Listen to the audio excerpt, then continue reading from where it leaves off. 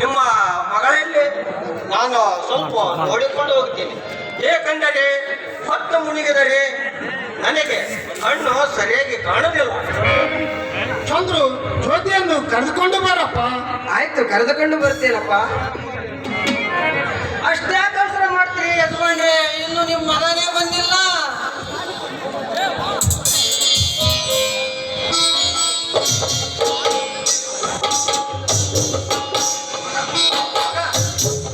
ನನಗೆಲ್ಲಿಯ ಮಗ ಇದ್ದರೆ ನಾನೇಕೆ ಇಲ್ಲಿಗೆ ಬರದಿದ್ದೆ? ನಾನೇ ವರ. ನನಗೆ ಇವರ ಮಗಳನ್ನ ಕೊಡ್ತೀನಂತ ಹೇಳಿದ್ದಾರೆ. ತಮಾಷೆ ಮಾಡುತ್ತಿದ್ದೀರಾ ಯಜಮಾನ್ರೆ? ನೀವು ಈ ವಯಸ್ಸಿನಲ್ಲಿ ಮದುವೆ ಆಗಿದ್ದೀರಾ? ನಿಮ್ಮ ಮಗ ನಿಮ್ಮೊಡನೆ ಬಸ್ಸಿನಲ್ಲಿ ಬರಲಿಲ್ಲವೇ? ಸ್ನೇಹಿತರೊಡಗೂಡಿ ಬರುವನೇನು? ಕೇಶರಾವರಿ, ನಿಮ್ಮ ಮಗನಿಗೆ ಎಲ್ಲ ಹೇಳಿ ಜಗ ಮುರುಗ ನನಗೆ ಯಜಮಾನ ಅನ್ನುತ್ತಾನಲ್ಲ, ಇವನಿಗೆ ಹೇಳು, ನಾನೇ ಮದುವೆ ಮಾಡಿಕೊಳ್ಳುವ ವರಹೆಂದು. ಇವರಾಡುವ ಮಾತು ನಿಜವೇನಪ್ಪ? ಹೌದು ಚಂದ್ರು, ಹೌದು. ಸಾಕಷ್ಟು ಆಸ್ತಿ ಇದೆ, ಮಕ್ಕಳವಿಲ್ಲವ ಕಾರಣ ಮರುಮದುವೆ ಮಾಡಿಕೊಳ್ಳುವಂತೆ. ಮರಣಕ್ಕೆ ಇಲ್ಲ, ಮದುವೆ ಖರ್ಚು ಸಹ ಇಲ್ಲ ಎಂದರು. ಅದಕ್ಕೆ ಒಪ್ಪಿ ಬಂದು ಹೋಗಿ ಎಂದು ಹೇಳಿದೆ. ಇದೇನಪ್ಪ ನೀವು ಮಾತನಾಡುವ ರೀತಿ? ಕೇವಲ ವರದಕ್ಷಿಣೆ ಮದುವೆ ಖರ್ಚು ಇಲ್ಲವೆಂದ ಮಾತ್ರಕ್ಕೆ ಈ ರೀತಿ ವಯಸ್ಸು ಮೀರಿದವರಿಗೆ ನಮ್ಮ ಜ್ಯೋತಿಯನ್ನು ಕೊಡುವುದೇನಪ್ಪ? ಮಾತಿಗೆ ವಯಸ್ಸು ಮೀರಿದವರು ಯಜಮಾನರನ್ನುತ್ತಾನಲ್ಲ, ನನಗೆ ಅವಮಾನನು ಮಾಡುತ್ತಾನೆ. ನಾನು ಮನಸ್ಸು ಮಾಡಿದರೆ ನಿನ್ನ ಹಲ್ಲು ಉದಿಸಿಬಿಟ್ಟೇನೆ. ಪ್ರಕೃತಿ ದತ್ತವಾಗಿ ಬಂದ ನಿಮ್ಮ ಹಲ್ಲುಗಳೇ ಉದುರಿ ಹೋಗಿರುವಾಗ ನನ್ನ ಹಲ್ಲನ್ನೇನು ಉದುರಿಸುವಿರಿ?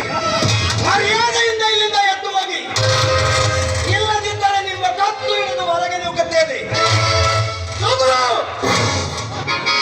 ಉದ್ದಾರದಿಂದ ಮಾತನಾಡ್ತೀರೋ?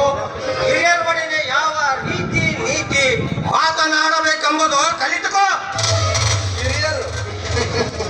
ಹಿರಿಯರು ಹಿರಿ ನಡತೆಯಿಂದ ನಡೆದುಕೊಳ್ಳುವಾಗ ತಲೆ ಬಾಗುವೆನು ವಿನಃ ನಿನ್ನಂತ ಕ್ಷುಲ್ಲಕ ಹಿರಿಯರಿಗೆ ತುಡ ಮಾತ್ರ ಮರ್ಯಾದೆ ಇಲ್ಲ. ಬೇಗನೆ ಇಲ್ಲಿಂದ ಜಾಗ ಖಾಲಿ ಮಾಡು. ಚಂದ್ರು, ನೋಡಿಕೊಳ್ಳುತ್ತೇನೆ. ಏನ್ ನೋಡಿಕೊಳ್ತೀರಿ? ನಿಮ್ಮ ತಲೆನ ನಿಮ್ಮ ದೋತ್ರದ ಕೊಯ್ಸಿ ಬಿಚ್ಚೈತಿ, ಅದನ್ನ ನೋಡ್ಕೊಳಕ್ಕಾಗೋದು. ಏನು ನಮ್ಮನೇನು ನೋಡ್ಕೊಳ್ತೀರಿ? ಅಲ್ಲ, ನಿಮ್ ಜನ ಮುಖ ಸ್ವಲ್ಪ ಆದ್ರೆ ನಾಚಿಕೆ ಬೇಡ ಅಂತೀನಿ. ನಿಮ್ಮ ಅಂಗಾಂಗದಾಗ ಒಬ್ಬ ಹೆಣ್ಮಗಳು ಹುಟ್ಟಿದ್ರ, ನಮ್ಮ ಜ್ಯೋತಿಯಮ್ಮನ ವಯಸ್ಸಿನ ಮೊಮ್ಮಗಳು ಇರ್ತಿರ್ಲ ನಿಮಗ. ಏ ಹೋಗ್ರಿ.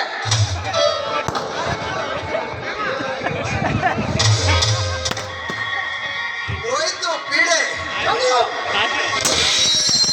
ವಿದ್ಯಾವಂತನಾಗಿ ಈ ರೀತಿ ಅನಾರ್ಕವಾಗಿ ಒಟ್ಟಿಸಿ ಅಲ್ಲಿ ತನಕ ಬಂದ ಸಂಬಂಧವನ್ನು ದೂರ ಮಾಡಿದಳವ ಅವೇಕಿ? ಅಪ್ಪ, ಅನಾಗರಿಕವಾಗಿ ವರ್ತಿಸಿದ್ದು ನಾನಲ್ಲಪ್ಪ, ನೀವು.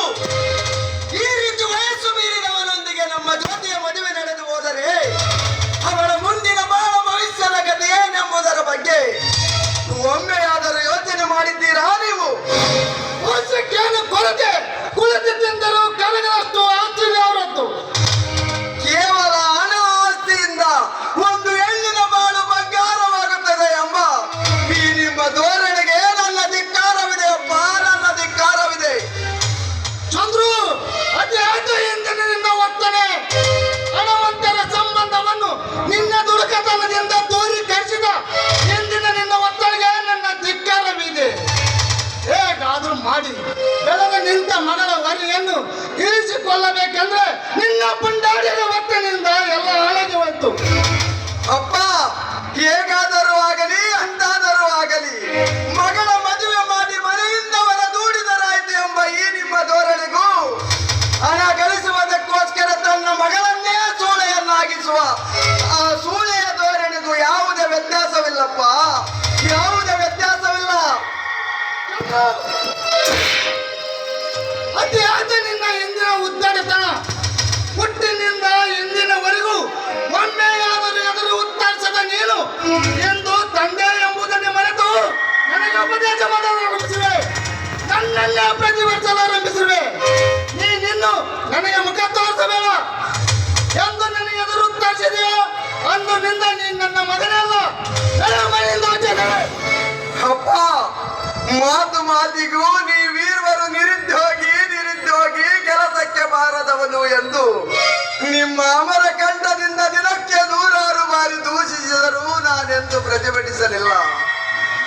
ಚಿಕ್ಕಂದಿನಿಂದಲೂ ಎತ್ತಮ್ಮನನ್ನ ಕಳೆದುಕೊಂಡ ನಾನು ದಿನನಿತ್ಯ ಮೂದಲಿಸಿ ಹೊಡೆಯುತ್ತಿದ್ದ ಮಲತಾಯಿಯ ಅನಾದರಣೆಯನ್ನು ನಾನೆಂದು ಪ್ರತಿಭಟಿಸಲಿಲ್ಲ. ಅಷ್ಟೇ ಏಕೆ, ಅಂದೊಮ್ಮೆ ಊಟದ ತಟ್ಟೆಯನ್ನು ಕೈಯಿಂದ ಬಡಿದು ಚೆಲ್ಲಿದಾಗಲೂ ನಾನು ಪ್ರತಿಭಟಿಸಲಿಲ್ಲ. ಏಕೆ ಗೊತ್ತೇನಪ್ಪ, ನನಗೆ ಗೊತ್ತಿತ್ತು ನಾನು ನಿರುದ್ಯೋಗಿ ಎಂದು. ಪ್ರತಿಭಟಿಸುವ ಹಕ್ಕು ನನಗಿಲ್ಲವೆಂದು. ಆದರಿಂದು ನನ್ನ ಕಣ್ಣ ಮುಂದೆಯೇ ನನ್ನ ತಂಗಿಯನ್ನು ವೃದ್ಧನೊಬ್ಬನಿಗೆ ಮದುವೆ ಮಾಡಿಕೊಡಲು ನಿಶ್ಚಯಿಸಿದಾಗ ನಾನು ಪ್ರತಿಭಟಿಸಿದ್ದೇನಪ್ಪ. ಏಕೆ ಗೊತ್ತೇನಪ್ಪ, ಒಂದು ವೇಳೆ ಆ ಮುದುಕರೊಡನೆ ನನ್ನ ತಂಗಿಯ ಮದುವೆ ನಡೆದು ಹೋದರೆ ಅವಳಾಗುತ್ತಿದ್ದಳು 6 ತಿಂಗಳಲ್ಲಿ ವಿಧವೆ. ಅದೀವ ಪರ್ಯಂತ ವಿಧಿವೆ. ಹಳೆಯದ ವಿಧಿವೆಯನ್ನು ಹಸಿದ ಕಣ್ಣುಗಳಿಂದ ಕಾಣುವ ಕಪಟ ಕಾಮಿಗಳೇ ತುಂಬಿರುವ ಈ ಸಮಾಜದಲ್ಲಿ ನನ್ನ ತಂಗಿಯ ಬಾಳು ಹಾಳಾಗಬಾರದೆಂದು ಈ ಸಣ್ಣತನವನ್ನು ಪ್ರತಿಭಟಿಸಿದೆನಪ್ಪ. ನೀನು ಹೇಳೋ ಮಾತು 100% ಸತ್ಯ ಇದೆ ಅಣ್ಣ. ಎಂದು ಮಾನವ ಗುಣವಳ ನೀನು ಇಲ್ದೆ ಹೋಗಿದ್ದಿದ್ರೆ ನನ್ನ ಕಟುಕನಿಗೆ ಕುರಿ ಮಾರದಂತೆ ಮಾರಿಬಿಡ್ತಿದ್ದೆ ನನ್ನಪ್ಪ. ಜ್ಯೋತಿ,